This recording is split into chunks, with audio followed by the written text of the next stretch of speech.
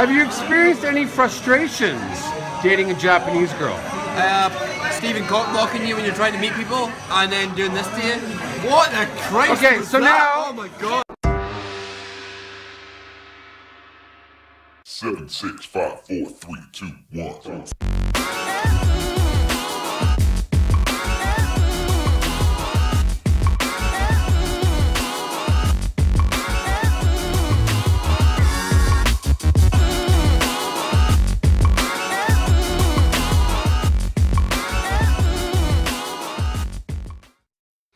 Hey guys, so yeah, I went out drinking last night, did a bit of filming with my co-workers at the hub. I did a Facebook Live thing, so some of you saw it, great. Yeah, I just out of the blue started asking them about relationships in Japan. So I was with three co-workers and Pulak. I asked Amanda about what it's like dating Japanese guys. I asked Pulak what it's like being married to a Japanese woman. I then asked Gordon, because he just got engaged, and I think he's going to be getting married in the future to a Japanese girl. And then, of course, Steven, I asked him what it's like to date men in Japan. And yeah, here it is. Take a look.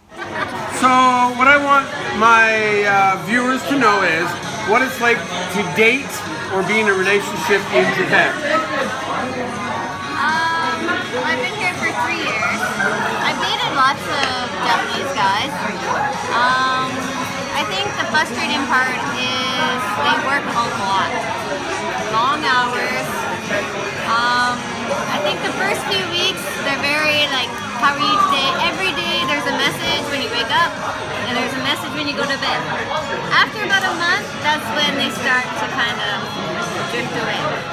But I've also heard that if a guy actually really, really likes you, they usually drift away, but they always check up to see if you're okay. Every once in a while, like maybe once a week, twice a week, or once a week or every 2 weeks. The ones that are very every day, I like you, I like you, I like you, those are the ones you have to watch out for. They do not want a relationship. What is it like compared to dating Japanese to dating, well, we're Canadian, right? So what's it like to date Canadian versus Japanese? What's the difference? At least, like, when you date a Japanese guy, you know where you stand with him. With a Japanese guy, how do you say, like, they express their feelings, but it's kind of indirect. Like, you have to, like, I don't know, they work around it. They beat around the bush, yes, right? They never directly tell you.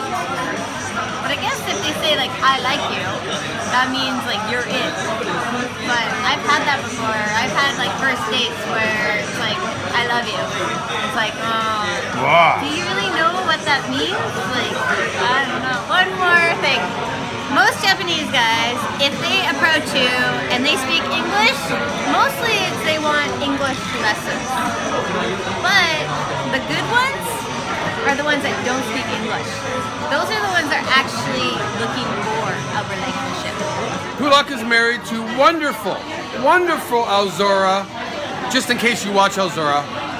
So Pulak, you're married to Alzora, what's it like? That's kind of, well, it's nice, but it's kind of hard to say. I mean, maybe if you give me some specifics. What is family life like with the in-laws? I guess I'm really, really lucky because right from the beginning, my in-laws were very friendly. They took me on board. I was treated as a member of the family right from the start. I know that's not always the case, and you may get, as in any culture, when you're marrying outside the culture, some people might be resistant or worried, or they just simply don't know what to expect. Didn't really happen with my family. I was quite lucky because they're quite international in their outlook. That was a big help. I think if the family is not on board, it can be difficult. It's not impossible, but it's something that helps make the marriage a lot smoother. Communication. Now, Alzora, we know you speak English, but when you communicate with Alzora, what frustrates you the most? I guess it's different for different people, but the fact that both of us are English teachers. I don't know whether you believe in astrology or not. We're both Aries. We're quite stubborn and we have a lack of patience and quite hard-headed. So having patience and flexibility with each other sometimes is not really there. Communication-wise, there are some things that are lost in translation. Sometimes it's just easier for either of us to just go ahead and do something in our native language because it would take too long to explain to the other person. But then, I guess communication is the most important thing. If you tell the other person what you want to do or what you're trying to do, that will help. I guess that's why I'm trying to learn Japanese, because with our age gap, I'm quite a bit older than Alzora. I have more experience. There are things I want to ask, I don't want to say that she doesn't know about, and vice versa culturally. So letting the other person know what your goal is, what you're trying to achieve, can go a long, long way. It's give and take. Continuing on, I'm going to ask Gordon the same thing about relationships in Japan. Gordon has a Japanese girlfriend. So, Gordon. Beyonce, you lucky dog. Beyonce, like, yeah, right. Gordon, what's it like to date a Japanese girl? I'm not gonna lie, my fiance is very, very thoughtful. She's very, what's the right word? She's very, very accommodating of my needs. She's very, very nice. It's very easy to talk to her. Very nice, and she's hot as fuck. And compared to Scotland, where you're from, what is the difference between Scottish women and Japanese women? None at all. We're all the same people. Scottish women are hot, Japanese women are hot. I'm happy wherever I am. But outside of that, yeah, you know, it's all good. Come on, Japan, you'll see for yourself. Lovely people, lovely people. We're moving over to Steven. Yes, Japanese girl. So, Steven, what's it like dating in Japan? With Japanese men. I find that I'm a commodity 99. In my ear. My wet finger.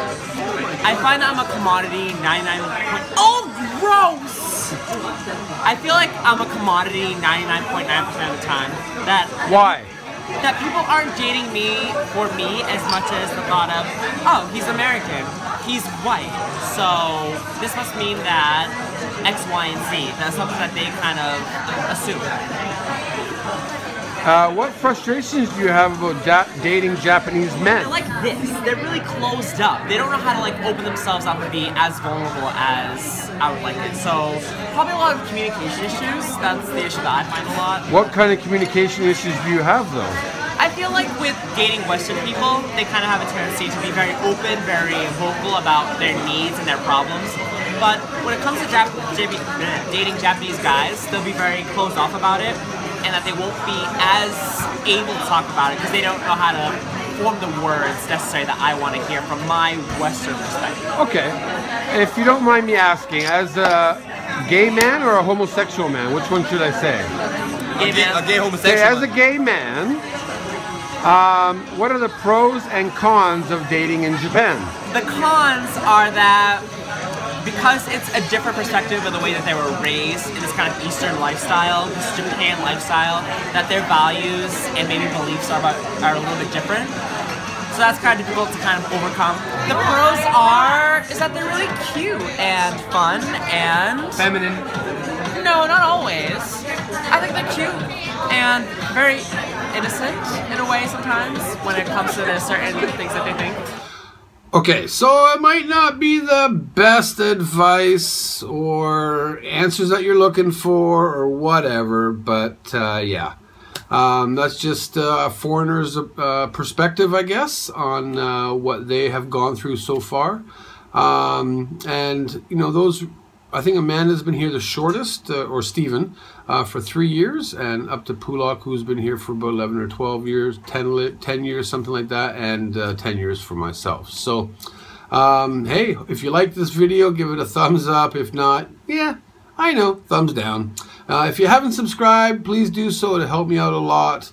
And yeah, if you could, hit that little notification so every time I do upload, you're sure to get the notification or the email or whichever.